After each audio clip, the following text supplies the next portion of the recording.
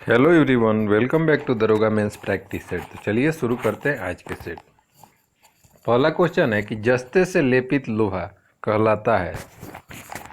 तो अगर जस्ते से लेपित लोहा यहाँ पे कहलाएगा वो हो जाएगा जस्तेदार लोहा, ऑप्शन डी।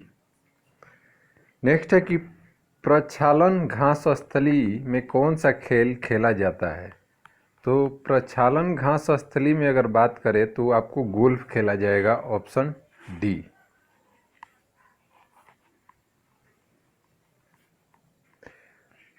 फेफड़े को ढकने वाली झिल्ली को कहा जाता है। तो फेफड़े को ढकने वाली झिल्ली को कहा जाता है फुफ्फुस आवरण या फुफ्फुस झिल्ली या प्लूरा।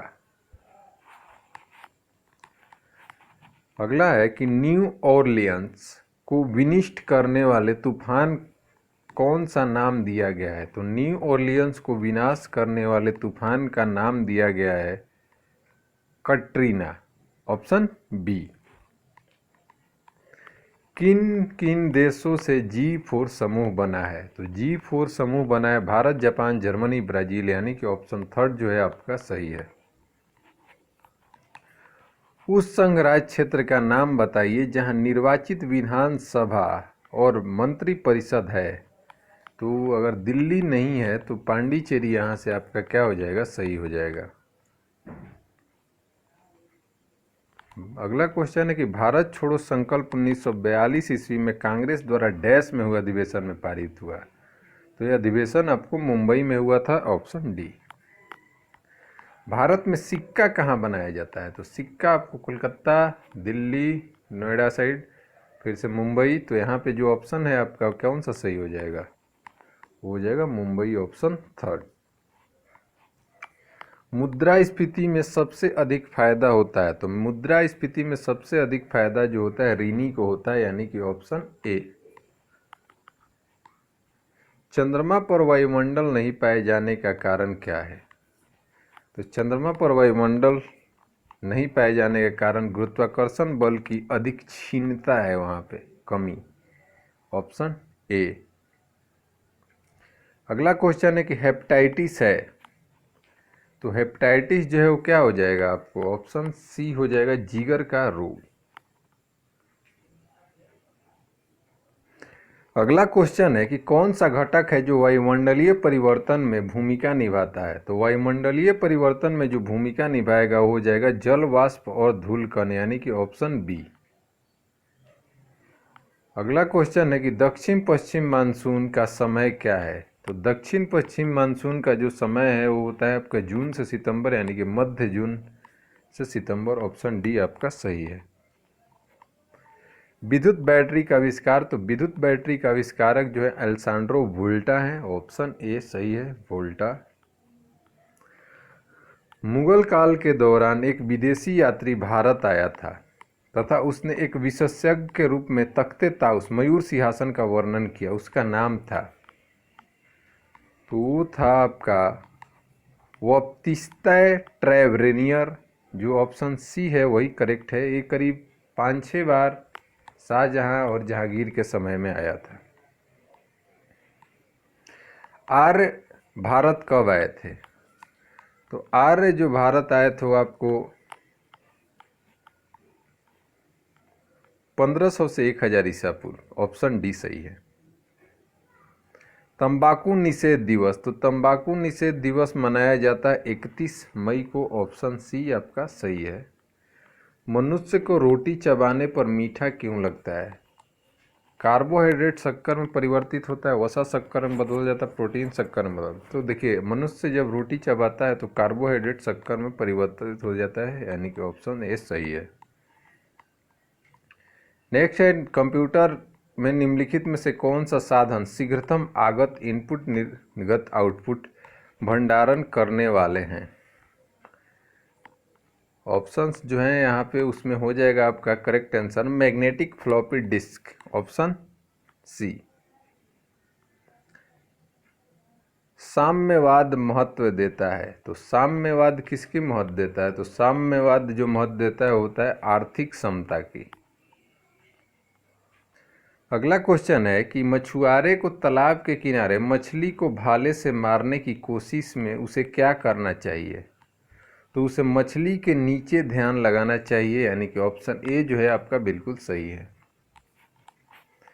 निम्नलिखित में से किसका उपयोग ब्यूटी पार्लर में हेयर सेटिंग के लिए किया जाता है? कौन कौन लोग कराए हैं? जो कराए हैं उनको भी नहीं मालूम होगा। इस्तेमाल होता है सल्फर का, ऑप्शन ए। जब एक लोहे के कील में जंग लग जाती है तो लौह ऑक्साइड का निर्माण डैश होता है। तो कभी भी जंग लगेगी तो उसका भार बढ़ेगा, तो यानी ऑप्शन डी आपका सही है, भार में बढ़ोतरी के साथ होता है। ब्लू पैसिफिक क्या है? तो ब्लू पैसिफिक आपका एक कंप्यूटर है, ऑप्शन ए क्या है आपका सही है। अगर प्रधानमंत्री ऊपरी सदन का सदस्य होगा तो क्या होगा? लोकसभा में विश्वास मत के समय अपना निर्णायक मत नहीं दे पाएगा। उसे 6 महीने के अंदर लोकसभा की सदस्यता प्राप्त करना होगा, उसे 6 महीने के अंदर राज्यसभा की सदस्यता प्राप्त करना होगा, या इनमें से कोई नहीं।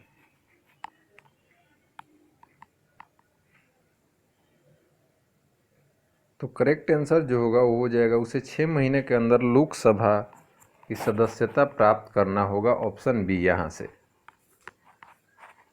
भारत का एकीकरण में किसका हाथ था? तो भारत का एकीकरण में जो हाथ था वो सरदार पटेल और वीपी मेनन का सबसे अहम रोल था।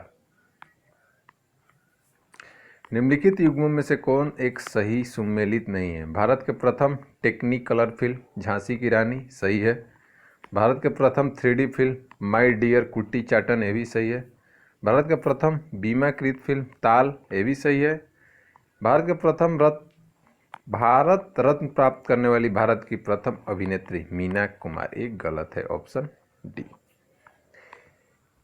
इको मार्क किससे संबंधित है? तो इको मार्क जो आपका संबंधित है वो पर्यावरण से संबंधित है, ऑप्शन ए। भारत में डेयरी रिसर्च सेंटर कहाँ है? तो डेयरी रिसर्च सेंटर जो आपको देखने को मिलेगा वो करनाल और हरियाणा। अगला क्वेश्चन है कि निम्नलिखित में से कौन सा ऑक्साइड उदासीन है? तो कार्बन मोनोऑक्साइड यानी कि CO उदासीन ऑक्साइड है। ओरल बी क्या है? तो ओरल बी तो आप लोग जानते हैं क्या है, टूथब्रश है एक। मोड वैट है, तो मोड वैट आपका क्या है, एक उत्पाद कर है, ऑप्शन ए आपका सही है। अगला क्वेश्चन है कि सागर विश्वविद्यालय का नाम बदलकर कौन सा विश्वविद्यालय कर दिया गया? तो सागर विश्वविद्यालय का नाम बदल करके डॉक्टर हरि सिंह गौड़ विश्वविद्यालय कर दिया गया।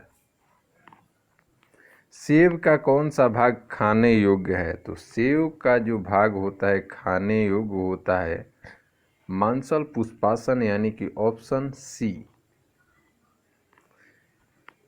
यहाँ पे आप सूची 1 को सूची 2 से मैच करना है, यानी कि पर्यावरण दिवस, तो पर्यावरण दिवस 5 जून। विश्व वानिकी दिवस तो 20 मार्च। विश्व पर्यावास दिवस तो हो जाएगा 3 अक्टूबर, और विश्व ओजोन दिवस 16 सितंबर।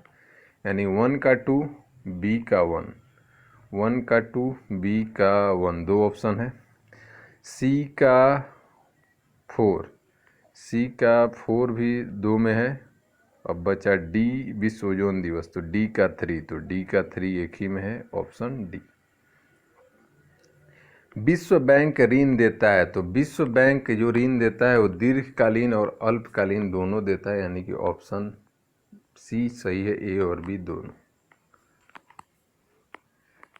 नेक्स्ट है संस्थान और सूची से मैच करना है। केंद्रीय औषधि सुरभि पादप संस्थान तो हो जाएगा लखनऊ औषधि। DNA फिंगरप्रिंट तो हो जाएगा आपका हैदराबाद। सूक्ष्म जीव प्रौद्योगिकी संस्थान तो सूक्ष्म जीव प्रौद्योगिकी संस्थान चंडीगढ़। और राष्ट्रीय प्रतिरक्षा विज्ञान संस्थान तो हो जाएगा नई दिल्ली।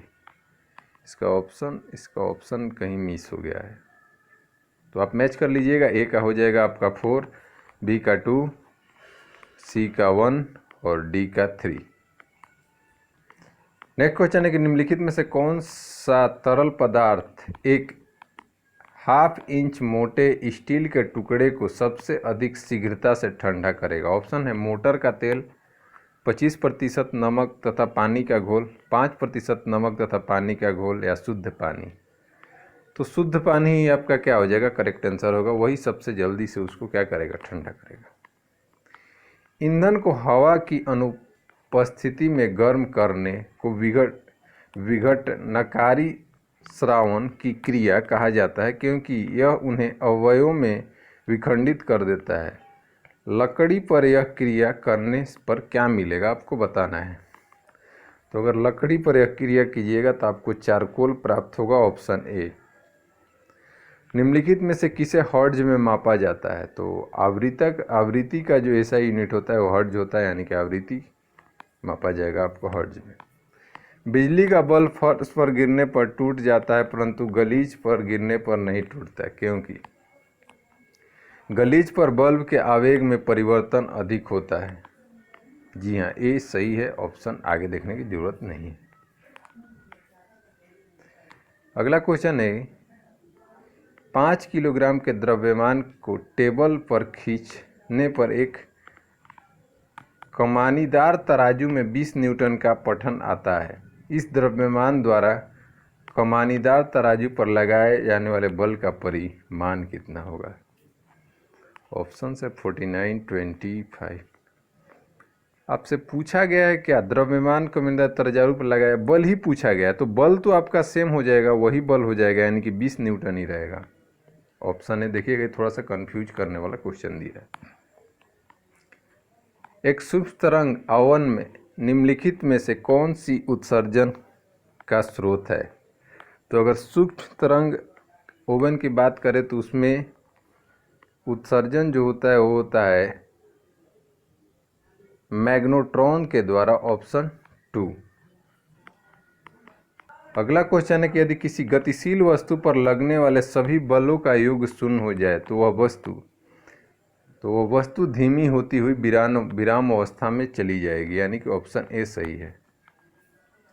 एक खिलाड़ी अचानक छलांग लगाने की अपेक्षा कुछ दूर से दौड़ता हुआ आकर ज़्यादा लंबा छलांग लगा पाता है, इसका कारण क्या है?